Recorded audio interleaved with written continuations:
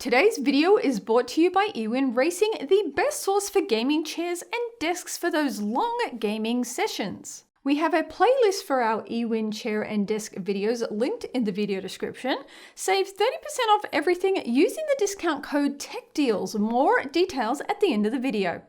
Mr. Harwood, James, thank you. Should I sell my MSI Stealth GS65 thin?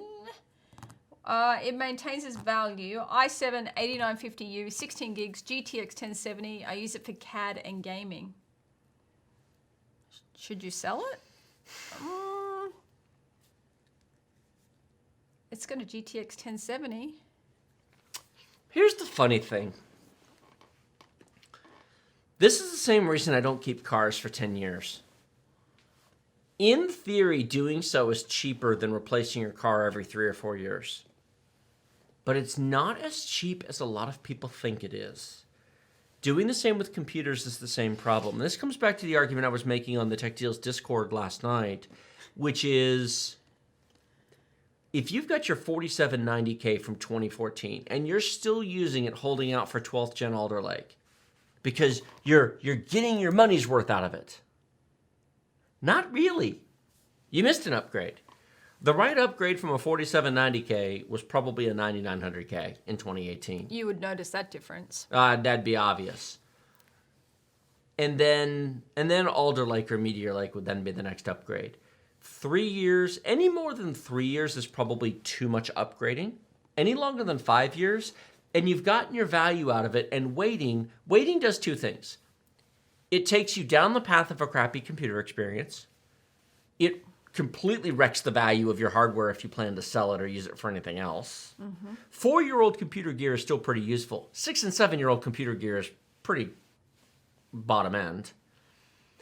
And well, he's got himself into a pickle because if he take Jonathan, if he goes to Rocket Lake, that's 8 cores, 16 threads. If he does now, which is 10th gen, he can get 10 cores. Or he waits for Alder Lake, which is 12th gen, which is a brand new platform.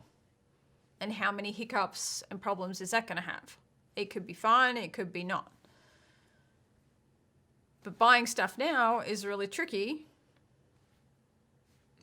We don't know prices or availability. Nope. Alder Lake is far enough out that if you're waiting for it, that's fine. Even Rocket Lake. Rocket Lake's next month. I know, but I don't care about Rocket Lake. Rocket Lake's not interesting. No, I know. I'd perfectly happy to buy an i7 or i9 today on 10th gen. There's nothing in Rocket Lake that's interesting. Correct. If you take what you paid for hardware and you divide it by 3, 4, or 5 years, you get value out of it. If you go from 5 years to 6 years, how much lower cost per month did your hardware become? Let me put some math up on the screen just to sort of illustrate this. Let's say that you built a really, really nice computer in 2014. 10 years. Right. 2014. You built a Haswell refresh Devil's Canyon i7 4790K. And let's say that you spent, we'll use nice round numbers. Okay. It's a really nice computer. Case, power supply, motherboard, RAM, graphics card, the whole shabizzles. Right. $2,000. $2,000. This is a nice round number. Okay. Maybe it was 1,000. You could take my numbers and cut them in half. You could whatever, but $2,000. If you own that computer for 3 years, then in theory, you spent $55 a month to own it. Ideally, you're owning computers and total cost of ownership and not worried about their upfront cost because computers aren't the sort of expenses that you should be worried about whether it's a plus or minus $100 because you should be spending the easy money. If it hurts to spend the money, you're probably buying more than you can afford. In fact, you are buying more than you can afford. So that's $55 a month. Now we're going to take that and we're going to stick this over here. And the reason is I'm going to open another calculator. Actually, let's make this a little bit smaller. If you take that same $2,000 and you divide it by 48 months, which is 4 years, your cost is $41.66 a month. That's less money. So if you upgrade, if you spend $2,000 every 4 years, then you pay less money. Right. You get a deal. You stretch your value. Or do you? What is that $2,000 computer worth in 2018? Keep in mind in 2018 is when i9-9900Ks came out. Correct. If you kept it 3 years, that was 2017. The 6-core chips were out, the 8700K. Yes. And Zen Plus 2700X was out. Correct. The 3700Xs weren't out yet. And so Zen was still not per core performance comparable to Intel. Correct. They were when Zen 2 came out. Still a little bit slower, but compared to your Haswell, it was okay. Not great. But a 3700X is a decent upgrade over a 4790K, but a 2700X is not. It's smoother, but it's actually a little bit slower. Now, would you agree or disagree that in 2017, when the top Intel chip was 6 cores, your 4-core Intel chip is worth more than in 2018 when the top Intel chip became 8 cores? Agree. Because you were only 2 cores behind the top. Correct. But a year later, you became 4 cores cores behind the top. Correct. So you lost some value from the computer. How much? Well, we have to make up some numbers because obviously I don't have some specific example and every situation is going to be different. Every combination of hardware is going to be different. But let's say you want to sell your entire computer. Now let's say that in 2017, that $2,000 computer you built in 2014 is worth $700 in 2017. $700? It might not have quite lost that much value. $800. We'll go with $800. Okay. And so what I'm going to do actually here is I'm going to come below here because this is the 3-year number. 2,000 minus 700. That means you actually spent 1,300 in total cost of ownership. If you can sell that machine, oh, I said 800. 2,000 minus 800. That means your real cost of ownership of that machine is $1,200. Correct. Cash flow wise, you had to come up with $2,000 up front, and now you have 800 from selling it. And of course, you'll roll that 800 into the next machine. It's not like you're going to hang on to it. But the kind of money you should be spending on purchases of this size should be money that you aren't thinking of at the moment. You're thinking, how much does this cost me over time? Everything. Your phone, your car, your computer, your air conditioner in your house is a monthly cost. Yep. We spent a crap ton of money to replace the HVAC in our home 10 years ago. But what we paid up front doesn't matter. What have we paid over time? What have we saved in electricity? And what has it done to the value of the house now versus constantly repairing a 20-year-old unit? Yep. It's an interesting math equation. By the way, for those of you curious, it was free. It wasn't free, but it ended up being free. The power saved over 10 years plus lack of maintenance on an in-warranty system, that was the most... I wish we had replaced it the day we bought the house, working or not. It would have been smart. If we had actually done that, we'd have actually saved money. A lot of money. I cannot believe, and now that we've done that, we walk up and down the street and we see our neighbors with 20-year-old air conditioners, and all we can think is, you guys hate your money. Yep. You guys can all go spend $10,000 to buy a new HVAC, and it's effectively free. The power saved over 5 to 10 years, the value increased to your house, the lack of maintenance, because they come with 10-year warranties. Yep. It's free. You may make money. Just the savings in your electricity bill alone. And your house will be more comfortable. Yes. Any of you with 20-year-old air conditioners, you're all nuts. Go change them. Yeah, seriously. It's mind-blowing how much of a difference it made. All right, let's come back to this. So coming back to this, so $1,200, but let's say the computer is worth $600 in, I really wish I had labels up here at the top that said 2017 and 2018. They'll just have to use their big brain. So $2,000 minus 600. 14. So if you keep it one more year and the whole computer has lost an additional $200 in value, now instead of dividing by the original purchase price, let's divide by your total cost of ownership. $1,200 divided by 36 months, your net cost of owning it was $33.33 a month. 48 months, your net cost was $29 a month. So by keeping your computer an extra year,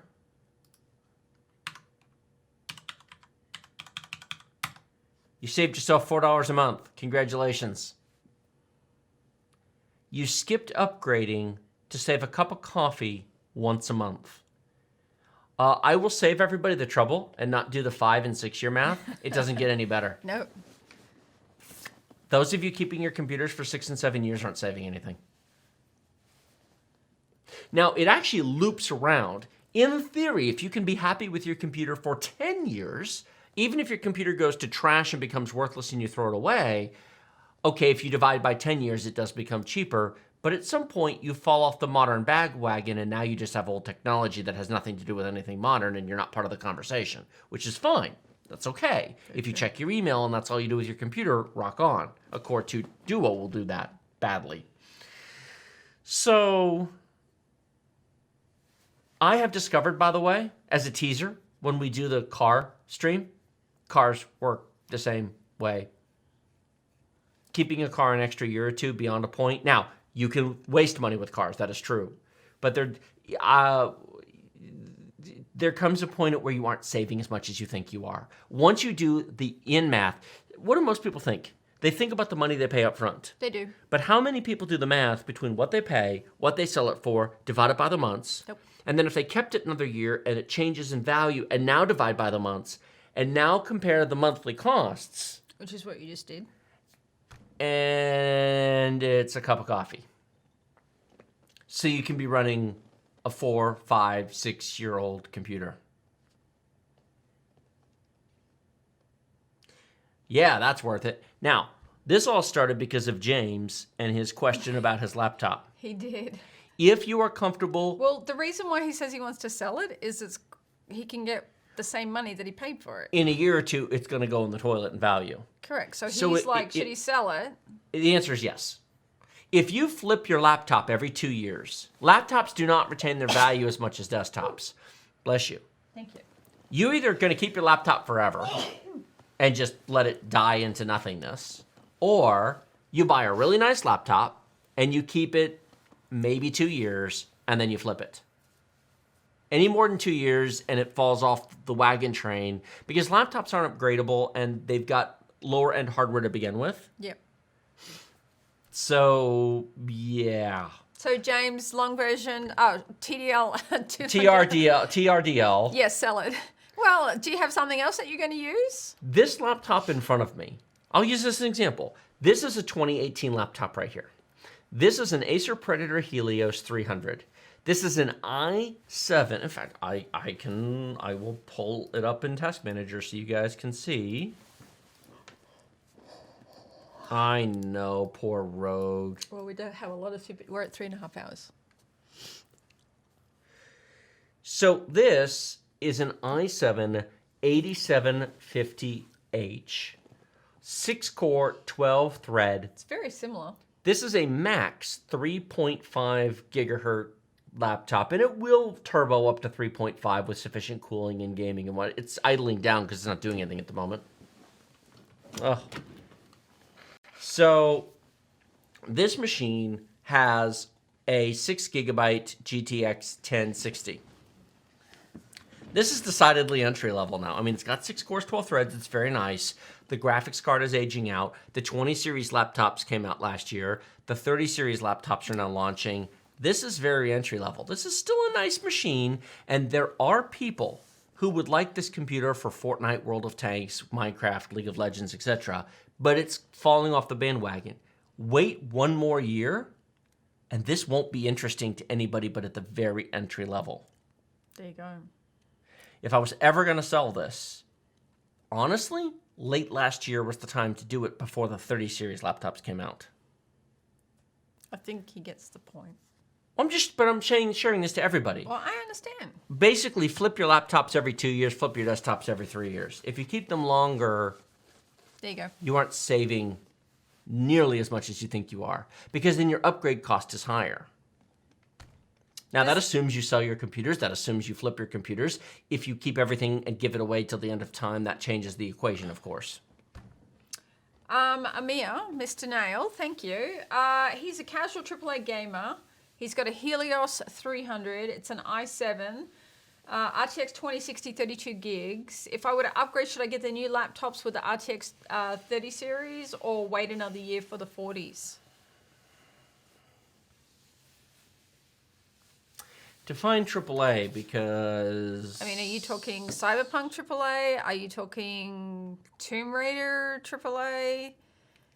Oh, good God, Cyberpunk on a 2060. It's playable, but ugh. I mean... But the new 30 series cards aren't that great either. I mean, they're okay. They're better, but they're not that much better.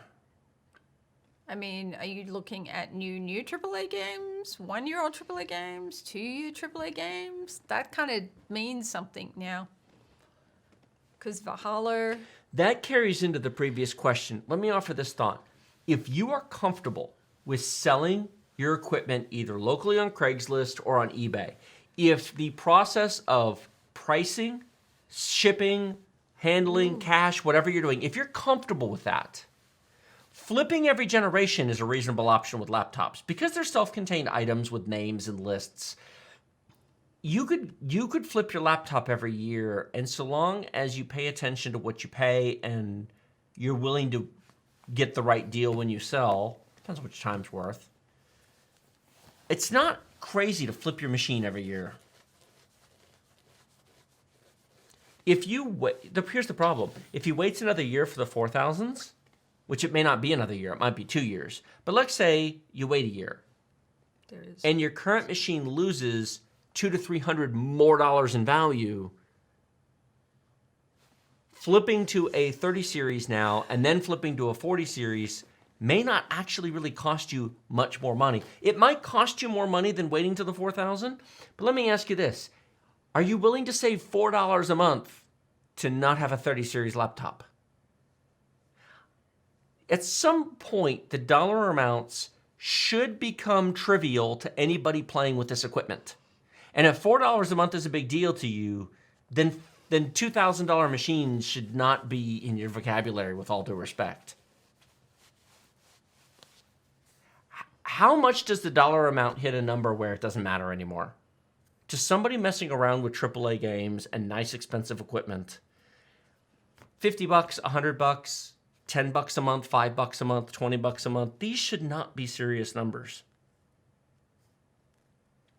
I mean, our cell phone bill with the phone company is way more than that a month. These are small numbers. Mm-hmm. And he's got an Acer Predator Helios 300. Those are about a $1,200 machine. Exactly. His monthly cost of flipping it now and getting a 30 series, then flipping to the 4000. What are you going to spend? An extra $20 a month?